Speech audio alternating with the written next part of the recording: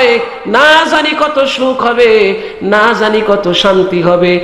আর শুনতে চাই না, এখনই আমাদের পড়ায় দাও লা ইলাহা ইল্লাল্লাহু মুহাম্মাদুর রাসূলুল্লাহ সাল্লাল্লাহু আলাইহি ওয়াসাল্লাম।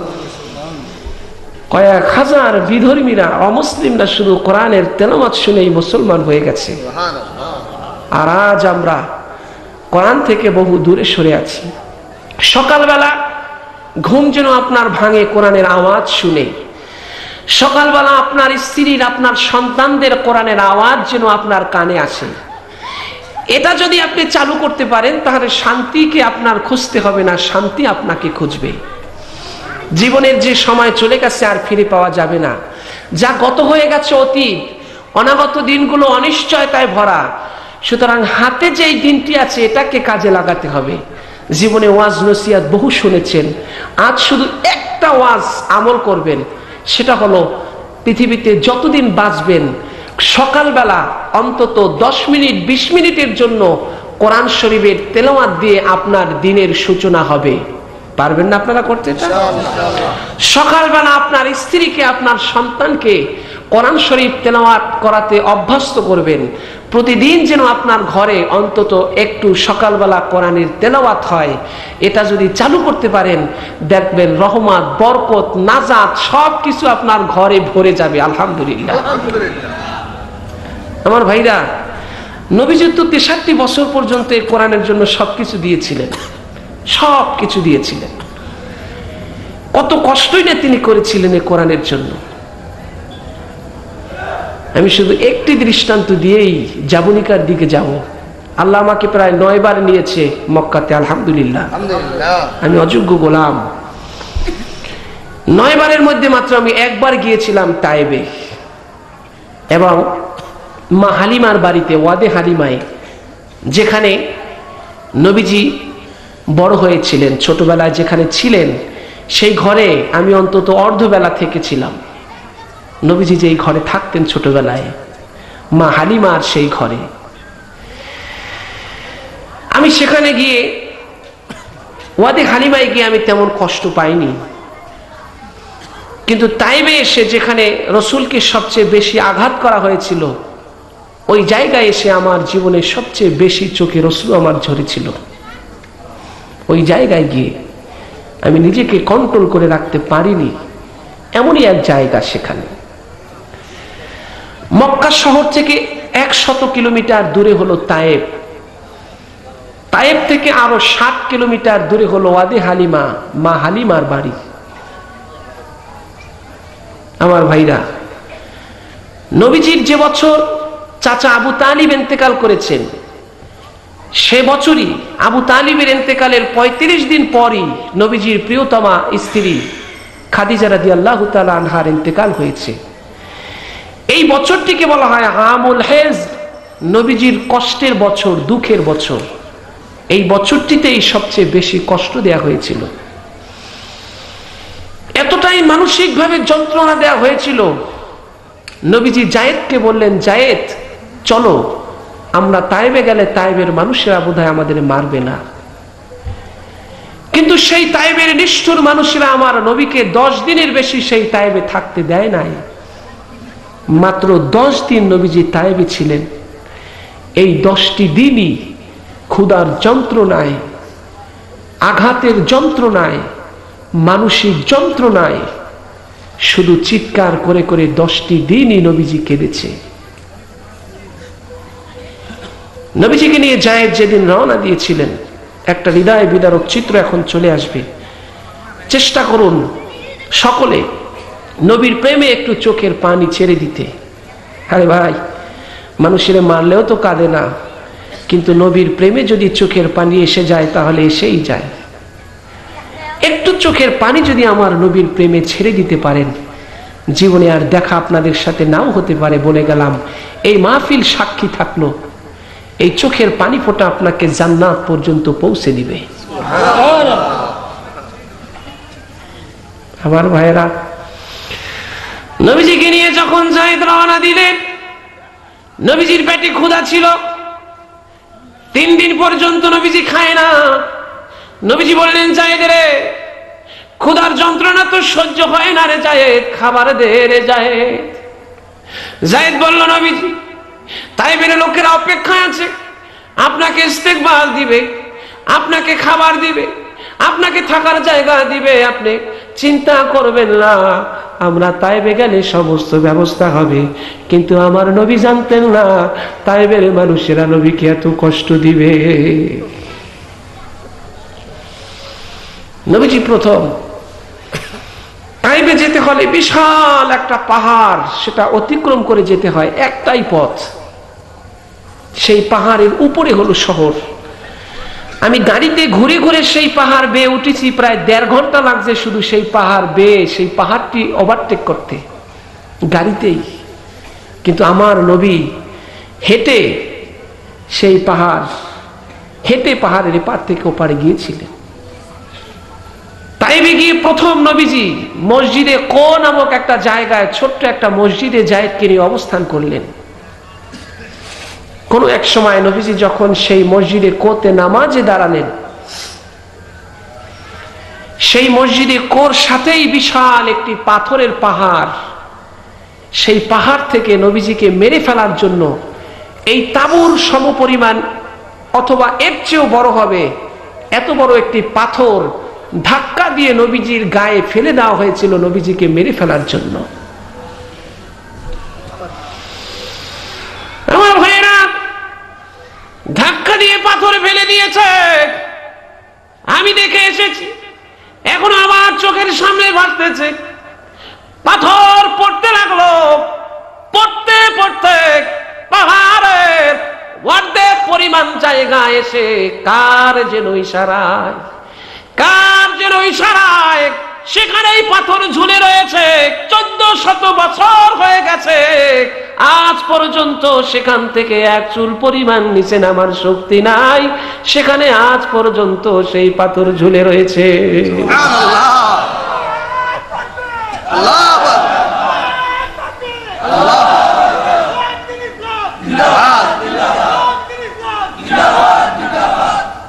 আমার ভাইরা, এবার নামাজ শেষে নবীজিকে নিয়ে যায়েদ সামনের দিকে হাঁটতে লাগলেন আর বললেন, নবীজি, এই তাইফের লোকেরা যে এত নিষ্ঠুর আমি জানতাম না, আমি জানলে আপনাকে নিয়ে তাইফে আসতাম না।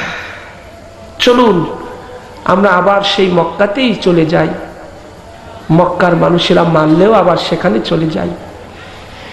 এবার যায়েদ নবীজিকে নিয়ে হাঁটতে হাঁটতে সেখান থেকে প্রায় 150 হাত পূর্ব দিকে আসলেন। 150 হাত পূর্ব দিকে আসার পরেই নবীজি দেখতে পেলেন চতুর্দিক থেকে কাফের মুশরিকেরা পাথর নিয়ে নবীজিকে ঘিরে ফেলেছে। নবীজি বললেন, হো তাইফের ছেলেরা, আমি তোদের কাছে বড় আশা নিয়ে একটু থাকতে এসেছিলাম, কিন্তু তোরা যে আমাকে থাকতে দিবি না আমি জানতাম না। তাইলে তোরা আমাকে আবার মক্কায় যেতে দে, আমাকে মারিস না।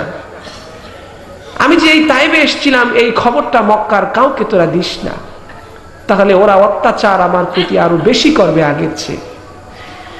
কিন্তু তাইফের যুবক ছেলেরা বললেন, না, তুমি তো মক্কায় আর যেতেই পারবে না, তোমাকে এখানেই মেরে ফেলে দেওয়া হবে, এই সিদ্ধান্ত আমরা নিয়েছি। বলুন নাউজুবিল্লাহ। নবীজি বললেন, তাইফের ছেলেরা, আমি কোনোদিন তোদের ক্ষতি করি নাই, কিন্তু কেন তোরা আমার এত বড় ক্ষতি করবি তোরা বল। তাইফের ছেলেরা বললেন, মুরব্বীরা বলেছেন তুমি নাকি পাগল হয়েছ, সে কারণে তোমাকে পাথর মারতে বলেছি। এবার যখন অনেক বলার পরেও যখন তারা ফেললেন না, নবীজি ধা ধা করে কেঁদে ফেললেন আকাশের দিকে তাকিয়ে, আর বলেন, ইন্নী লা আরিফু হাজরান বিমাক্কাতা কানা ইউসাল্লিমু আলাইয়া ক্বাবলা উবাসা ওয়া ইন্নী লা আরিফু গুলানা। ও তাইফের ছেলেরা রে, ওই পাথরে দিয়ে তোরা কেমনে আমার গায়ে আঘাত করবি? ওই পাথরগুলো তো আমার নবুয়তির আগে আমারে দেখলে সালাম দিত, এখনো তো ওই পাথরগুলো আমারে দেখলে সালাম দেয়। ওই পাথর দিয়ে তোরা কেমনে আমার গায়ে আঘাত করবি? কত নিষ্ঠুর ওরা, কত নির্মম যে কথা। নবীজির কথা শেষ হওয়ার সাথে সাথে যুবক ছেলেরা, প্রথম যে পাথরটি আমার নবীর গায়ে আঘাত করেছিল, 3 কর্ণ বিশিষ্ট সেই পাথর প্রথমে এসে আমার নবীর বাম পাশে বুকে লাগার সাথে সাথে পাথরের কোনা ঢুকে আমার নবীর শরীর থেকে রক্ত যখন ঝরতেছিল, আল্লাহর আকাশের ফেরেশতারা কাঁদতেছিল। একবার নবীজির বুকে পাথর আসার পরে বাম হাত দিয়ে নবীজি বুকটি চেপে ধরলেন। দ্বিতীয়বার আবার পাথর এসে ডান পাশের বুকে যখন লাগলো, 2 হাত দিয়ে বাম পাশে আর ডান পাশের বুকটা চেপে ধরলো। আবার পাথর আসতে লাগলো। নবীজি কিছুক্ষণ সময় দাঁড়িয়ে থাকতে চাইলেন, কিন্তু পাথরের আঘাত নবীজিকে স্থির থাকতে দিল না। আমার নবী বেহুশ হয়ে সেই তাইবের ময়দানে পড়ে গিয়েছিল। একবার নয়, 3 বার নবীজি বেহুশ হয়ে পড়েছিল। 3 বার। শেষবার নবীজি যেই জায়গায় বেহুশ হয়ে পড়েছিল, সেই জায়গায় গিয়ে আমি যখন আমার বুকটা লাগিয়েছিলাম, আমার মনে হয়েছিল যে নবীজির কান্নার আওয়াজ এখনো সেই তাইবের আকাশ বাতাসে ভাসছে।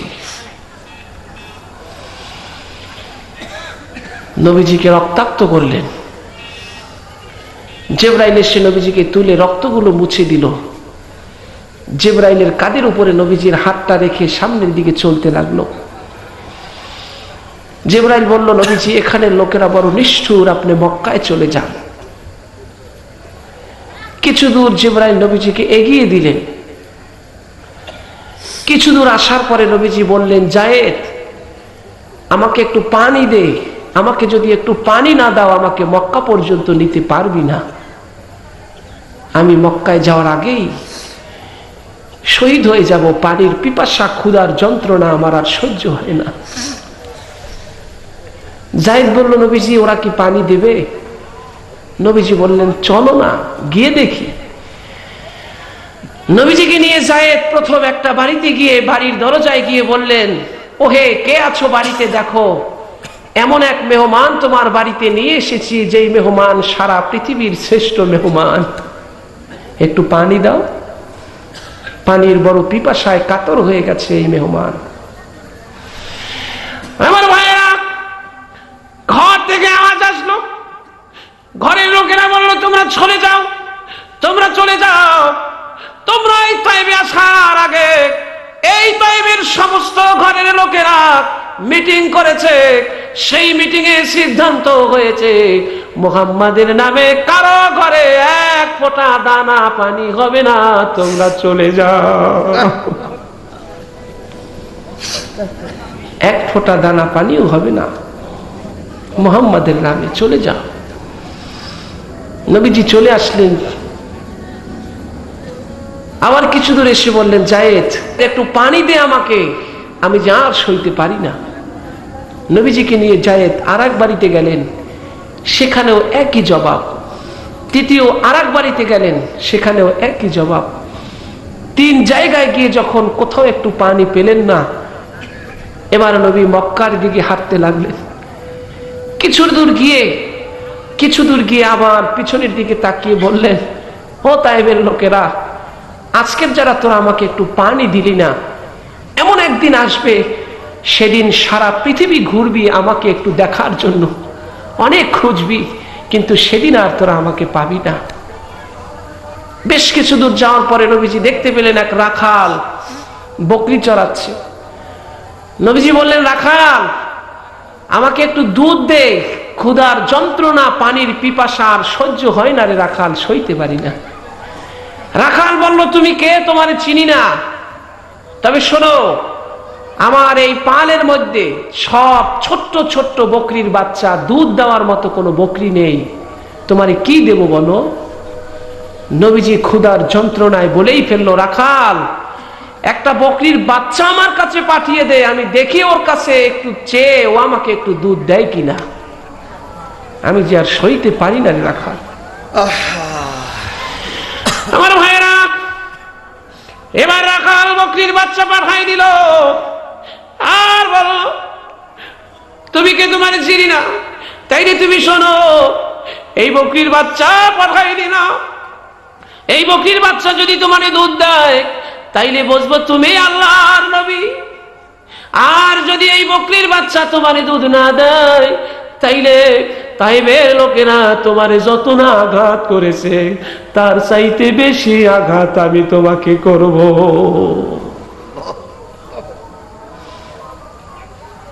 পাঠিয়ে দিলেন বকরির বাচ্চা। বকরির বাচ্চা এসে নবীজির সামনে দাঁড়িয়ে একবার আকাশের দিকে তাকায়, একবার নবীজির চেহারার দিকে তাকায়। কিছুক্ষণ পরে বকরির দু চোখ থেকে অঝরে অশ্রু ঝরতে লাগলো। সেজন্য কি হাঁ করে বারবার তার জবান দিয়ে নবীর সাথে বলতে চাচ্ছে।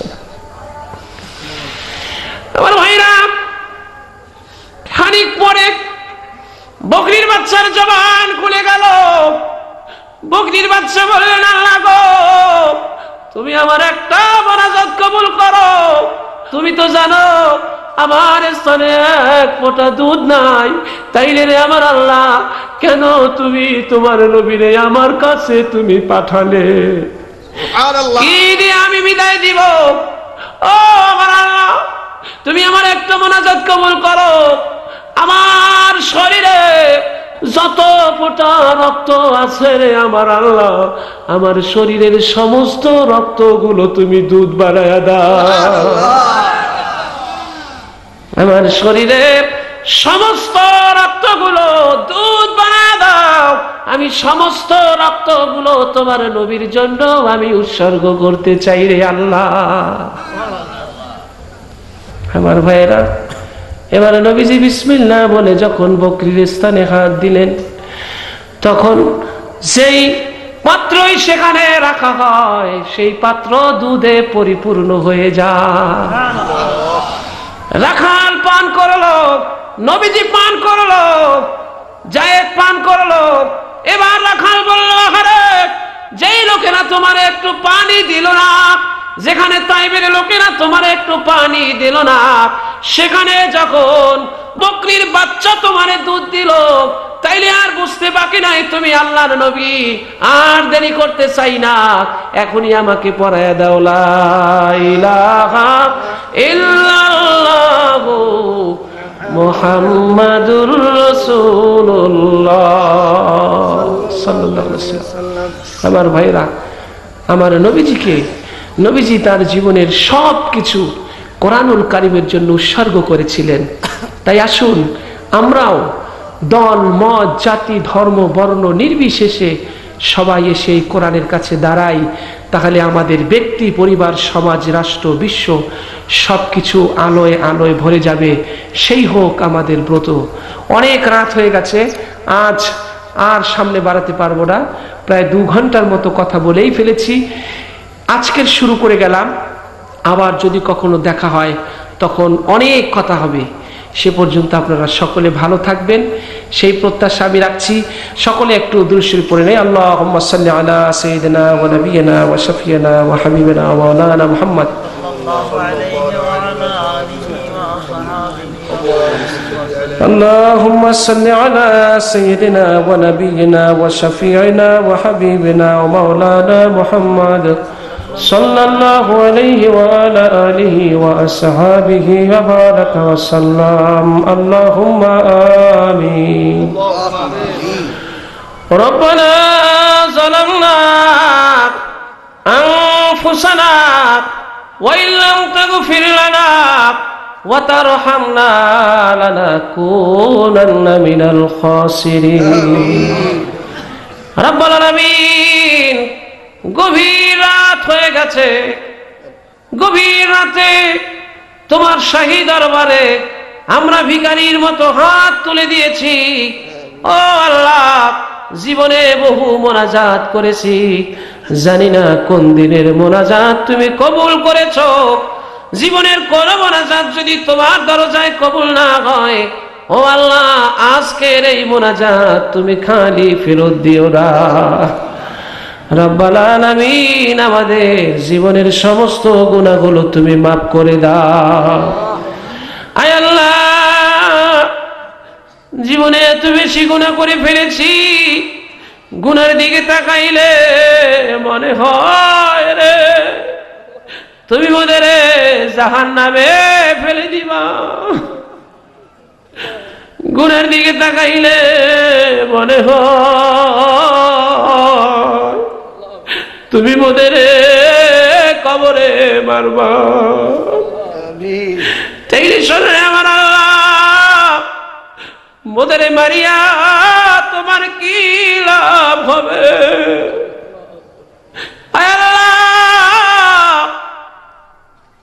জীবনে যত গুনাহ করেছি তুমি মোদের সমস্ত গুনাহগুলো মাফ করে দাও।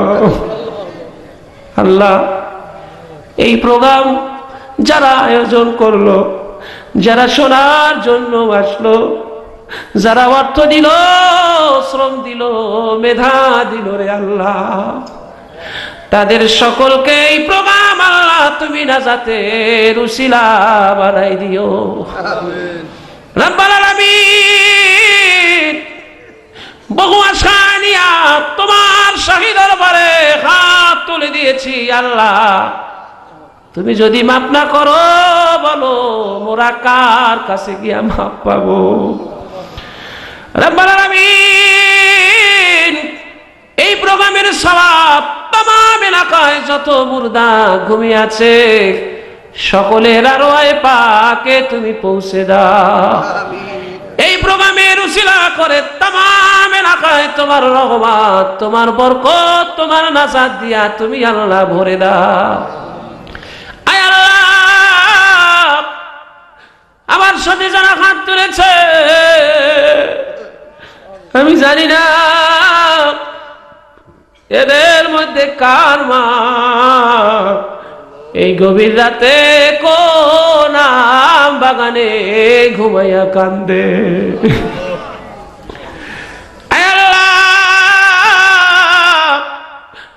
আমি জানি না কার বাবা কোন বাঁশ বাগানে ঘুমাইয়া কান্দে রে আমার আল্লাহ।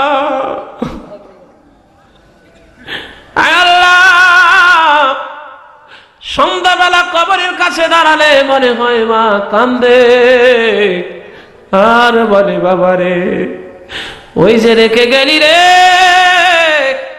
আর তো খবর নিলি না। যেই বাড়িতে থাকো ওই বাড়ি সকাল হলে আমি ঝাড়ু দিতাম, যেই উঠানে হাঁটলে ওই উঠান আমি প্রতিদিন ঝাড়ু দিতাম। ওই যে রেখে গেলি রে আর তো খবর নিলি না। সাপে কামড়ায় রে বিশুয়ে কামড়ায় সইতে পারি না। আয় আল্লাহ, যার বানাই সে বোঝে একটা মায়ের কত দাম। যেই হাত দিয়ে মা দুঃখিনী ঘুম পড়াতো, যেই হাত দিয়ে মা দুঃখিনী গোসল করাতো, যেই হাত দিয়ে মা দুঃখিনী ভাত খাওয়াই দিত, ওই হাত দুখানা তুমি কবরের মাটির সাথে কেমনে মিশাই দিলা?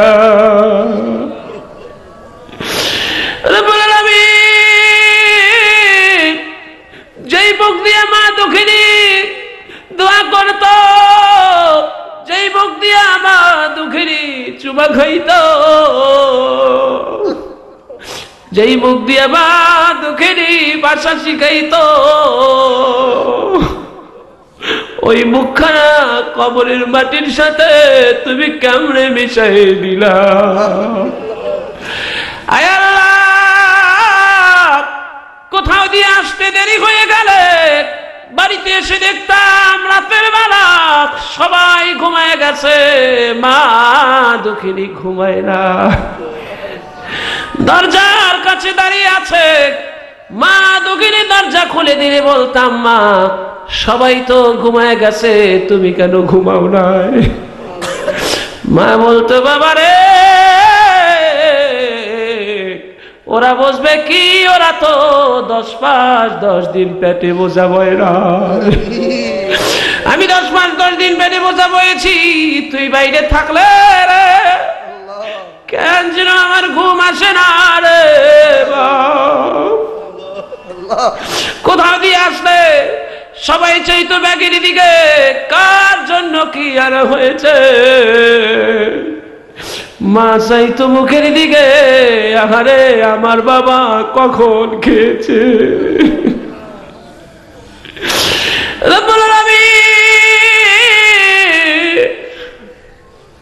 যার মা অন্ধকার কবরে কান্দে, এখন তুমি সবার মা বাবারে মাফ করে দাও। কারোর মা বাবার কবরে তুমি আগুন জ্বালাইও না, কারোর মা বাবারে আল্লাহ তুমি কবরে মারিও না। আল্লাহ তুমি সবার মা বাবার জীবনের গুনাহগুলো মাফ করে দাও রব্বুল আলামিন। যেদিন অন্ধকার কবরে তুমি ডাক দিবা, সব কিছু রেখে যেদিন রওনা দিব, দিনের বেলা সেই কবরস্থানের কাছ দিয়ে হাঁটতে ভয় লাগে, এই রাতের বেলায় ঝড় বর্ষার রাতে, আমাবস্যার রাতে ওই বাঁশবাগানে কেমনে একা থাকবো। ডানে মাটি বামে মাটি, আরে মাটি হবে বিছানা। দিন 2-4 কেমনে সবে, কেউ তো খবর নেবে না। আয় আল্লাহ ওই কবরটা আমাদের জন্য জান্নাতের বাগান বানাই দিও রব্বুল আলামিন। শুনেছি তোমার জান্নাত অনেক বড় হবে রে আমার আল্লাহ। তোমার জান্নাতের মধ্যে যদি জায়গা না হয়, জান্নাতের বারান্দায় একটু বসার জায়গা করে দিও, তবুও জাহান্নামের মধ্যে তুমি ফেলে দিও না রে আল্লাহ। আয় আল্লাহ বহু গুনাহ করে ফেলেছি, তুমি আল্লাহ আমাদের জীবনের সমস্ত গুনাহগুলো আল্লাহ মাফ করে দাও। রব্বির হামহুমা কামা রাব্বায়ানি সাগীরা। সুবহান রাব্বিকা রাব্বিল ইজ্জাতি আম্মা ইয়াসিফুন ওয়া সালামুন আলাল মুরসালিন ওয়ালহামদুলিল্লাহি রাব্বিল আলামিন। ওয়া জাআলা আখিরা কালামিনা ইনদাল মাউতি লা ইলাহা ইল্লাল্লাহু মুহাম্মাদুর রাসূলুল্লাহ। সুবহানাল্লাহ আলহামদুলিল্লাহ লা ইলাহা ইল্লাল্লাহু